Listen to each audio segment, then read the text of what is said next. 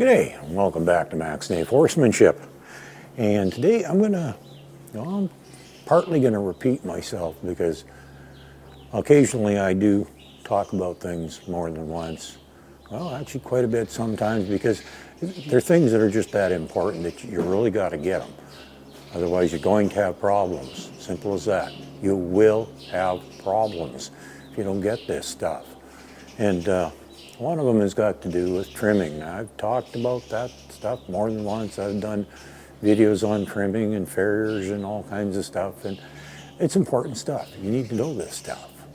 And well, I'm going to share a story, true story, of recent events. But first I'm going to back up a little to another video I did not long ago where I talked about preparation for the farrier. Talked about the importance of being present when the farrier is there. And unacceptable behavior is, well, remember, the farrier works for you. You're the employer, you're the boss, and it's up to you. If what they do is not acceptable, they're gone. You fire them. That's it. Simple as that. Don't hesitate. It's very important. And I'm going to explain why, aside from the fact it's important to do a good trim. And, you know, don't be cheap about paying for a good one. You know, if somebody charges, now just because they charge more doesn't mean it's any good too, but don't be afraid to pay a little more or even a lot more to get a good quality job. That not only do they do a good job, but they treat your horse well. And that's something I want to talk about, is how a horse is treated, because a poorly treated horse during a trim can create all kinds of problems for you, the current farrier, and farriers to come. And I'm going to talk about how that works, because, and I've seen it happen more than once, where a horse actually gets hit by the farrier. Now, hitting of any kind is not acceptable, in my opinion. And particularly the problem that I'm talking about is farriers that hit them with the rasp or nippers or whatever happens to be in their hand at the moment. And I have seen that done, and I've also heard of it being done. Other than the witnesses, the events that I've witnessed, I've heard about it happening. And well, how that can cause a problem in the future, and for all farriers that get near that horse, is the minute the horse sees somebody show up with tools in their hand, they're going to be, uh-oh, I'm about to get hit. Because that's how the horse's brain works, is they see an object, be it the tools in their hand that the farrier might use, and the minute they see those, they associate that with the ill treatment that they got from somebody, and they think, okay, they're going to hit me, I'm going to be in pain, they're going to scare me, whatever. So the minute the horse sees somebody with tools in their hand, you got problems. And that all happens because one time, well, sometimes more than once, the horse gets hit by the farrier. Now, recently, I was working with a horse for somebody, and one of the many issues that horse had is it was not good with his feet, and they had a lot of problems with the farrier. Well, I had worked with the horse, and after I fixed several of his other problems, we worked on his feet too.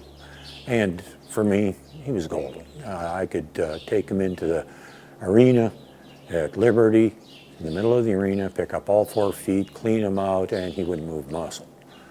And so I thought, okay, he's good with his feet. Well, not long after that, his owner informs me that he was the worst he'd ever been for a trim. And that really puzzled me. I could not understand, because the last time I picked up his feet, he was great. Then I remembered a story that I'd heard, and I couldn't remember who had told it to me. And I said, wait a minute, were you the one that told me the story about the farrier that hit your horse with a rasp? Yep, it was them. And I said, you aren't still using the same farrier, are you? Yep, they were. Well, there's your problem. Because before I figured that all out, I think it was the day after the visit from the farrier where he was horrible, again, I took him into the arena, picked up all 4 feet, no problem. He was golden. You know, they don't get much better than that. And well, like I said, once I connected the story with the problems they were having, it was very clear, as usual, the horse wasn't the problem. It was the farrier. And I says, well, why are you still using that farrier? And they said, well, we are going to change. And I said, well, you should have already, but you know, I can only say so much. They did in fact change farriers.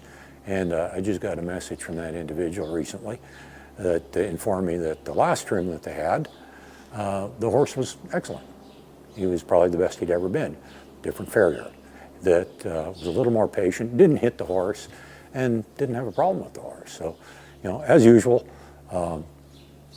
horse wasn't the problem. And like I said, you know, this goes back also to the why, not the what. You know, what the horse did was be bad for the farrier, but the question was, why was it being a problem for the farrier? Well, it turned out it was the farrier that was the problem, not the horse.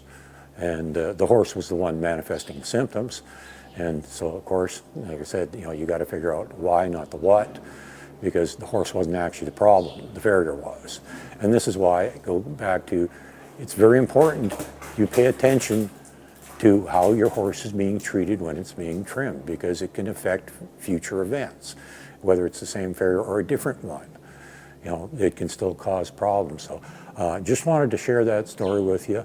The horse was the worst it had ever been, and with a different farrier, it was the best it had ever been. Was the horse the problem? No. It wasn't what happened, it was why it happened. The why? Well, that was the farrier, not the horse. So, short one today, but a little lesson for you, and the importance of a good farrier. Don't cheap out, be willing to pay, because your horse's welfare is at stake, and, well, might make your life a whole lot easier if you spend your money in the right places and get a farrier that's going to treat your horse accordingly and do a trim in the best way possible. Now, on the subject of spending money and getting a good trim, I'm just going to throw something else in while we're talking about trimming. Is recently one of my own horses, because it's not an issue, these aren't issues I have with myself because I do my own trims, but not very many of you will. But one of the things that I did do is I had one horse that had some problems. She had a fair bit of rotation in her front feet, and she'd had quite a bit of time to improve, and I'd been trimming her quite regularly, more often than normal, to try and stay on top of things and help with the problem. But to err on the side of caution, I paid to have x-rays done, not just radiographs, some of you call them, not just on her front feet, which were the worst ones, but I also had the back ones done too. And that cost money. It's cheaper by the dozen sort of thing. The more you get, less cost, but it cost a fair bit.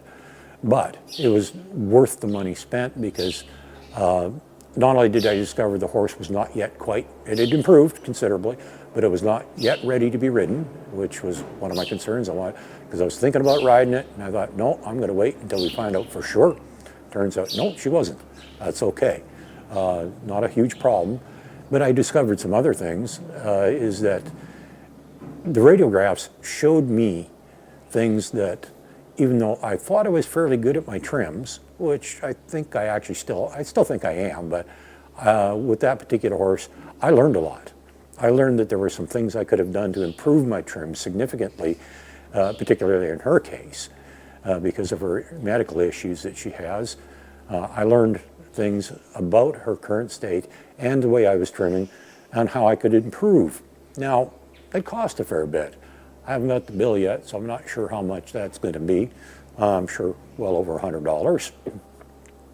Yeah, probably closer to 200, maybe more, not sure. Anyhow, but it's money well spent, because not only is it going to prevent a problem, but it also was educational for me, because I learned how I could do a better job of taking care of my horse.